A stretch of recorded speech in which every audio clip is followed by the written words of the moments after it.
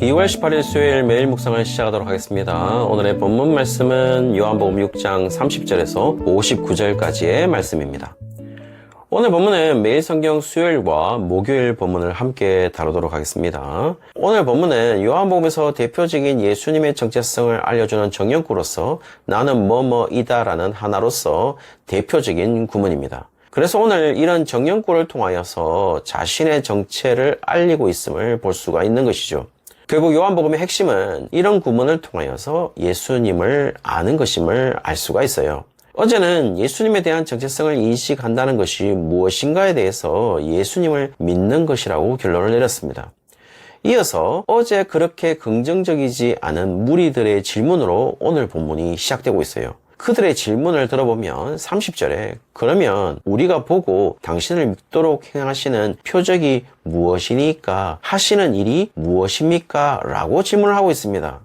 그렇다면 그들이 말하는 예수님을 믿도록 하는 표적이 무엇일까요? 그들이 말하는 표적은 31절에 출애굽해서 광야에서 만나를 먹었듯이 오병이어에서 5,000명을 먹이는 정도의 표적이 아니라 하늘에서 떨어지는 만나를 통하여 먹이는 정도의 표적을 행해야 한다는 것으로 보입니다.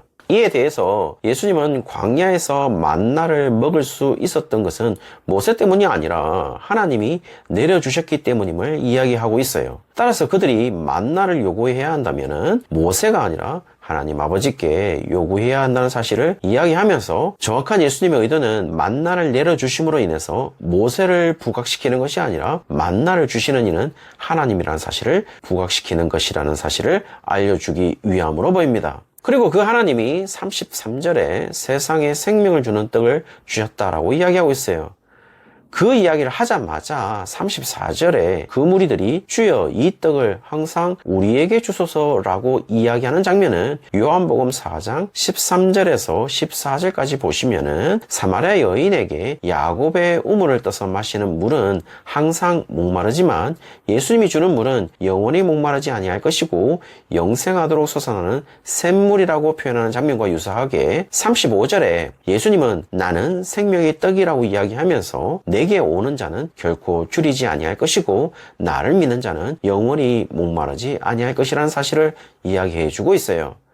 어쩌면 분명 모세 시대의 만나가 하늘에서 내려온 것은 맞지만 지금 예수님과 비교한다면 다시 줄이지 않았던 것이 아니라 다시 배고픔이라는 것이 여전히 자신의 삶에 존재하고 있었다는 사실을 이야기해 주고 있는 것이죠. 그와는 대조적으로 35절에 보시면 예수님께서 자신이 생명의 떡이라고 말하면서 여기에서 영어 성경의 표현은 I am the bread of life 라고 해서 그렇게 번역을 했는데요. 단순히 떡이 아니라 앞에 정관사를 붙여서 바로 그 떡이다 라는 사실을 말해주고 있어요. 원문상에서도 관사가 있어서 그 생명의 그 떡이라고 직역이 된다면 결국 생명의 떡인데 단 하나뿐인 생명의 떡이라는 사실을 말하고 있는 것으로 보입니다. 그리고 그 떡을 먹어야 한다는 사실을 말하고 그 떡을 먹는 것이 무엇인지를 설명하는데요. 그 떡을 먹는 유일한 방법이 36절에 보시면 예수님을 믿는 것임을 말해주고 있어요.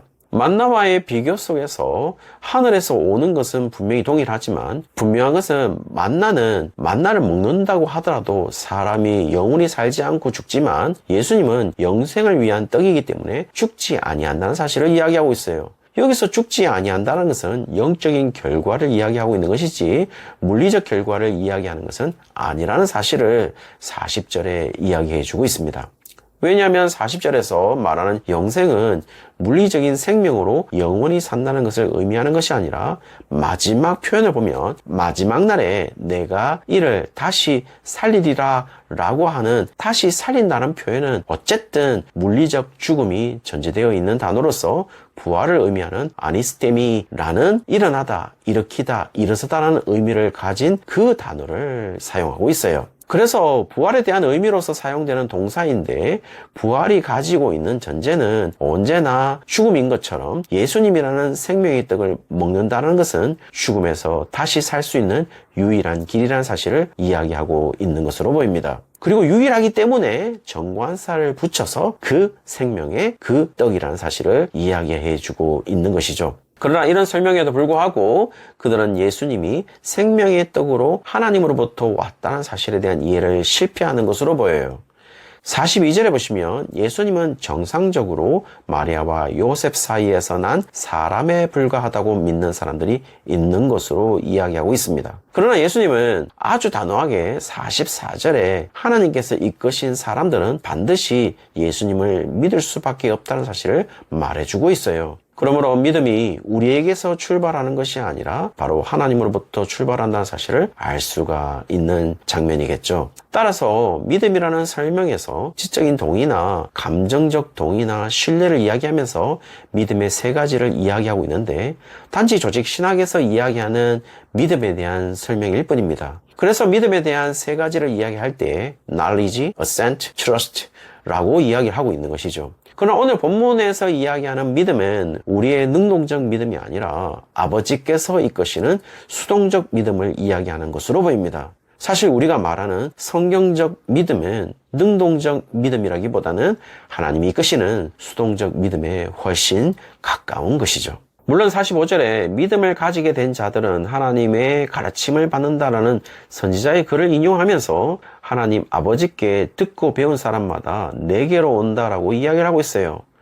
아마 선지자의 글은 이사야 54장 13절 상반절로 보이는데요. 네 모든 자녀는 여호와의 교훈을 받을 것이니 라는 그 구절을 인용한 것으로 보이는데 이 부분을 통하여 예수님께로 오기 위해서는 먼저 듣고 배우는 과정을 거쳐야 하고 반드시 인간 자신의 의도와 결심을 전제로 한다고 해석하기도 합니다. 그래서 예수님에게 올 것인가 말 것인가는 분명 인간의 결정에 달려 있다는 것으로 주석하기도 해요. 그러나 저는 그런 해석보다는 지금 선지자의 글에서 이야기하는 여호와의 교훈을 받는 자녀들은 하나님이 택한 하나님의 백성에 한정되고 있습니다. 그렇다면 여호와의 교훈을 받는 자녀들 역시 능동적인 행동의 표현이라기보다는 하나님의 선택이라는 은혜를 입은 수동적인 행동의 표현으로 봐야 되지 않을까요? 더욱이 하나님이 하나님의 교훈에 대해서 침묵한다면 어떤 인간도 하나님의 교훈을 들을 수가 없으니까요. 단순히 행동의 순서가 아버지께 듣고 배우는 것이 먼저라고 해서 주님께 가는 것을 결단의 능동적 선택이라고 보는 것은 맞지 않는 것으로 보입니다. 계속해서 출애굽시 광야에서 먹은 만나와 비교하고 있는데요. 만나만 보더라도 애굽에서 구출한 하나님의 은혜가 없다면 만나를 먹을 것인가 말 것인가에 대한 선택조차 없는 것이겠죠. 그런 구조에서 만나를 비교하면서 49절에 보시면 광야에서 만나를 먹은 자는 죽었지만 48절에 예수님은 생명의 떡으로서 영생을 가질 수 있는 떡으로 47절에는 그 영생을 가질 수 있는 떡을 먹는 자들은 예수님을 믿는 것이라고 이야기하고 있습니다. 그래서 52절에서부터 58절까지 계속해서 예수님이 생명의 떡으로 자신을 먹어야 한다는 사실을 말해주고 있죠.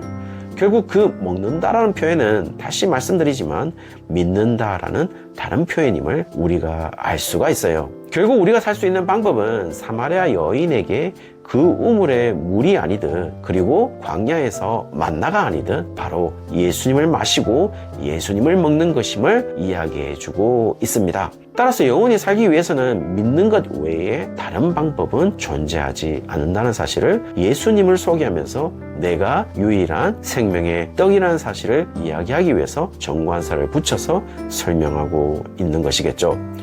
사랑하는 성도님들, 실제 우리의 삶에는 지금 당장 굶주림을 해결해주는 만나가 훨씬 직접적이고 가시적이고 효과적이라는 사실은 틀림이 없습니다.